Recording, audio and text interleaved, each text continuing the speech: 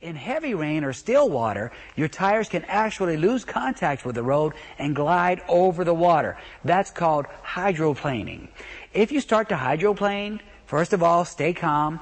Don't brake suddenly, but apply gentle pressure on your brakes. Plan ahead so that you don't come to a full stop until you're out of the water. Validation question number 27 on your answer sheet is B. Remember, your chances of going into a skid are increased drastically when you're driving on slick or wet roads, so adjust your speed and stay alert. In fact, let's talk for a moment about skidding. Now, we just mentioned that in bad weather, like rain, fog, or snow, you're more likely to skid, but you could even skid on dry asphalt. Okay, here's the deal. When you skid, the back of your car begins to turn. The main thing to remember is this: never lock your brakes. Ease your foot off the gas pedal and steer toward the direction of the skid. Stop when you've regained full control of your car. If you must stop earlier, your next action will depend on whether your vehicle is equipped with anti-lock brakes or not.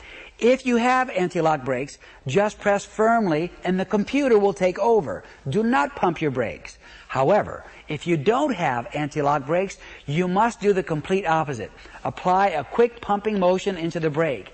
And it is very, very important that you steer smoothly, not sharply into the skid. Another thing you always have to be aware of, especially here in Florida, where hurricanes and flash floods are a real danger, is standing water. When you see a large pool of water covering the road, you should do whatever you can to avoid it.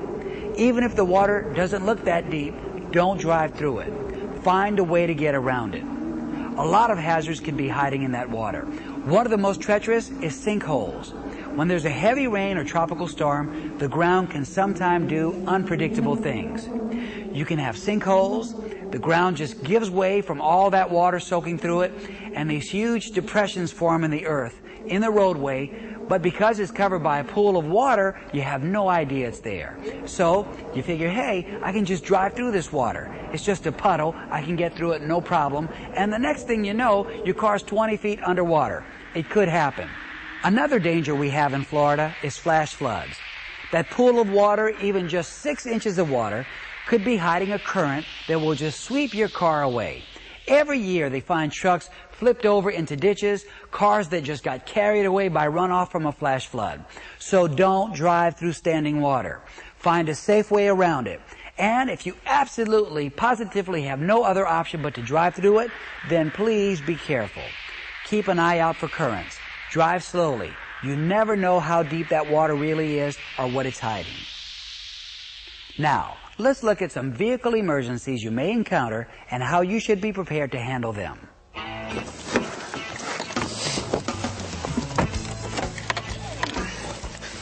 Oh, hi.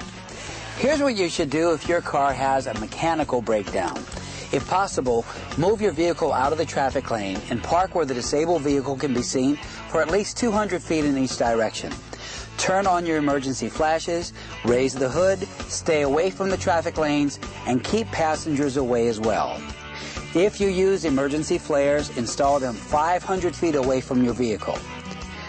If your gas pedal's stuck, then you should shift to neutral, that's the N gear, then apply the brakes. Make sure you find a way out of traffic and warn others by flashing your lights. Pull off the highway if possible, turn off your ignition. In the event of a brake failure, you should pump the brake pedal hard and fast, shift to a low gear, apply the parking brake slowly so that you don't skid, rub your tires against the curb to slow down your vehicle if you can, or pull off the road into an open space. Test your brakes lightly every time you've driven through deep water. Brakes may pull to one side or they may not hold at all. Dry your brakes by driving slowly in low gear and applying your brakes. If one of your tires blows out, well, follow these steps. You should grip the steering wheel as firmly as you can. Ease up on the gas pedal and slow down. Do not use your brake.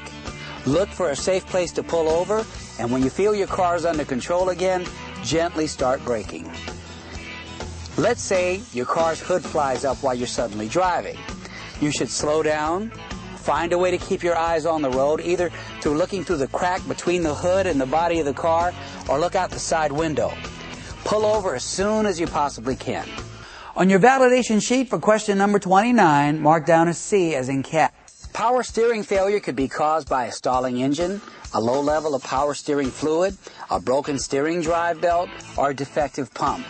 If your power steering goes out, you should slow down, grip the steering wheel firmly, applying more pressure than usual, find a safe path through traffic, change lanes, and move as far off the roadway as possible. If your right wheels go off the shoulder of the road, if you steer close to the side of the road, sometimes this happens, and your right wheels slip off the shoulder. You should follow these steps if that happens. Take your foot off the gas pedal. Hold the wheel firmly and maintain a straight line. Brake lightly, turn back into the pavement sharply at a low speed. Now, we hope that this will never happen to you, but you have to be prepared for it if a car or a motorcycle is coming toward you in your lane.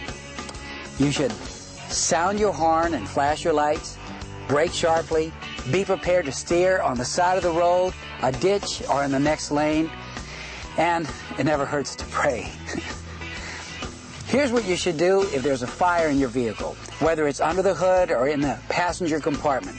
First, find a safe place and slow down and pull over.